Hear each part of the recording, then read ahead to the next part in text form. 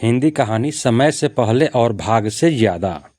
एक बार की बात है, एक सेठ जी थे जिनके पास बहुत धन दौलत थी। सेठ जी की एक बेटी थी जिसकी शादी उन्होंने एक बड़े और प्रतिष्ठित परिवार में की थी।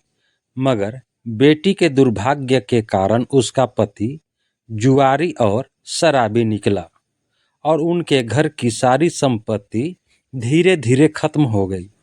बेटी की इस हालत से सेठानी जी बेहद चिंतित रहती थी। वे अक्सर सेठ जी से कहती, आप तो दुनिया भर की मदद करते हो, लेकिन अपनी बेटी की मदद क्यों नहीं करते, जो इस कठिन समय से गुजर रही है। सेठ जी हमेशा शांत भाव से जवाब देते, जब उनके भाग्य का वक्त आएगा तो मदद खुद चलकर उनके पास आएगी। एक दिन सेठ जी किसी काम से बाहर गए हुए थे। तभी उनका दामाद अचानक उनके घर आ पहुंचा। सास यानी सेठानी जी ने दामाद का आदर सत्कार किया और सोचा कि क्यों न अपनी बेटी की मदद की जाए। उन्हें एक उपाय सूझा। उन्होंने मोतीचूर के लड्डुओं में सोने की असरफियां छिपाकर रख दी, ताकि दामाद को यह लड्डू देखकर उसकी आर्थिक मदद हो सके। सेठानी जी ने दामाद को विदा करते समय 5 किलो शुद्ध घी के लड्डू, जिनमें सोने की असरफियां थी, उसे उपहार में दे दिए।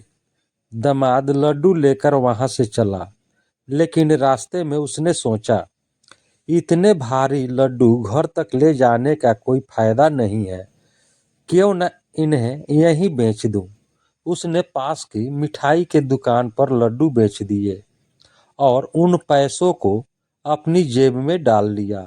संयोगवश उसी दिन सेठ जी घर लौटते वक्त मिठाई की दुकान पर पहुंचे और उन्होंने घर के लिए कुछ मोतीचूर के लड्डू खरीदने का सोचा। दुकानदार ने वही लड्डू का पैकेट सेठ जी को बेच दिया, जिसे कुछ देर पहले दामाद ने बेचा था। सेठ जी लड्डू लेकर घर पहुंचे और सेठानी जी को लड्डू का वही पैकेट दिखाया। सेठानी जी ने जैसे ही लड्डू का पैकेट देखा, वह चौंक गई। उन्होंने एक लड्डू तोड़कर देखा तो उसमें से वही सोने की असरफियां निकली, जो उन्होंने दामाद के लिए छिपाई थी। सेठानी जी अपना माथा पकड़कर बैठ गई और सेठ जी को पूरी कहानी सुनाई। दामाद के आने से लेकर असरफियां छिपाने तक की पूरी बात। सेठ जी ने यह सब सुनकर मुस्कुराते हुए कहा, भाग्यवान, मैंने पहले ही कहा था कि उनका भाग्य अभी नहीं जगा है। देखो न तो असरफिया दामाद के भाग में थी और न ही मिठाई वाले के। इसलिए कहते हैं कि भाग्य से ज्यादा और समय से पहले किसी को कुछ नहीं मिलता।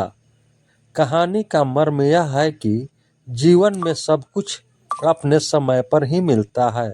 हमें धैर्य रखना चाहिए और जितना ईश्वर देता है उसमें संतोष करना चाहिए। जैसे झूला जितना पीछे जाता है उतना ही आगे भी आता है। सुख और दुख जीने के जीवन के हिस्से हैं, जो समय समय पर हमारे जीवन में आते रहते हैं। इसलिए किसी की मजबूरी पर कभी मत हंसो।